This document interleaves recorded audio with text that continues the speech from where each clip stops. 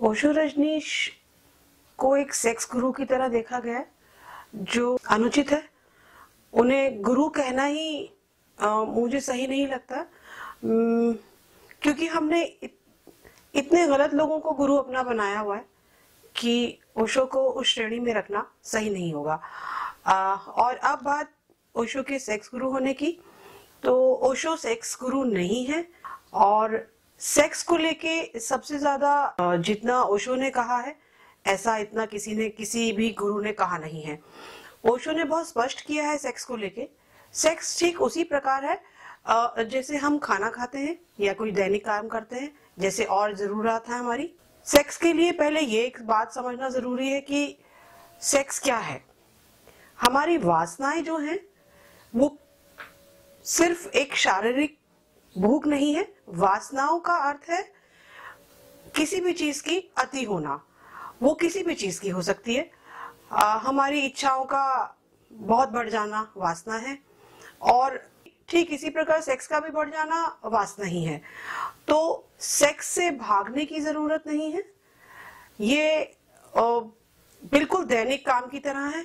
आप इसको ठीक उसी तरह लें जिस तरह और आप अपने काम करते हैं नॉर्मल, जैसे खाना खाते हैं हम, या और दूसरे हम जो अपने दैनिक काम करते हैं।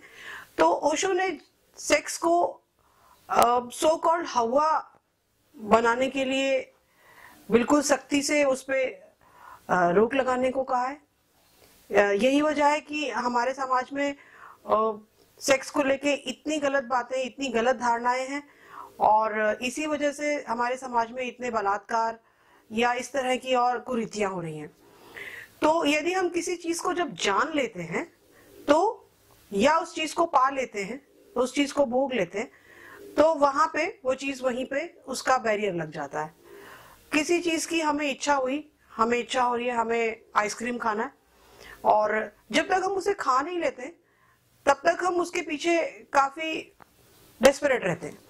तो ठीक उसी प्रकार सेक्स भी है। द मोमेंट आपने सेक्स को जी लिया, आपकी वो वासना वहीं समाप्त हो जाती है। इसके लिए यहाँ पे एक बहुत इंपॉर्टेंट बात समझना जरूरी है कि सेक्स इस तरह नहीं है कि आप जबरदस्ती किसी के साथ कर रहे हैं। सेक्स दो लोगों की मैच्योरिटी की लेवल की बात है। ओशो ने हमेशा से सेक्स को एक समानांतर समान एक लेवल पे उसको हमेशा से उसको डिफाइन किया है। तो ऐसा कहना कि ओशो सेक्स के गुरु हैं, वहां आश्रम में जाके सिर्फ सेक्स होता है और वो सेक्स को बढ़ावा दे रहे हैं, ये बिल्कुल गलत है। सेक्स को लेके मैं एक छोटा सा आप लोगों से किस्सा शेयर करना चाहूंगी कि बहुत से मेरे मित्र हैं जो जब मुझसे सवाल करते हैं कि आपने ओशो संन्यास लिया, अब आप ओशो संन्यासन हैं, तो आपने तो सेक्स को बहुत भोगा होगा और अब आप उसी तरह का जीवन जीने वाली हैं शायद। तो मैं उन्हीं मित्रों के सवाल के जवाब के माध्यम से आप लोगों को बताना चाहती हूँ कि ये ऐसा कहना, ऐसा सोचना बिल्कुल गलत है। जब मुझसे पूछा गया कि आप जब आश्रम में जाती हैं तो हमने सुना है कि वहाँ HIV टेस्ट होता है। तो जी हाँ, बिल्कुल, जब हम आश्रम में जाते हैं तो HIV टेस्ट होता है, और ये हमारी सुरक्षा के लिए है।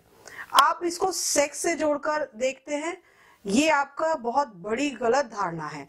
मैं कहना चाहती हूँ कि जब हम किसी सर्जरी के लिए हॉस्पिटल में जाते हैं तो क्या वहां हमारा ब्लड टेस्ट, HIV टेस्ट होता है कि नहीं?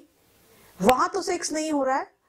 तो आप इस धारणा से बाहर निकलिए कि किसी भी आश्रम में, ओशो आश्रम में, ओशो सेक्स को बढ़ावा दे रहे हैं, ये बिल्कुल गलत है।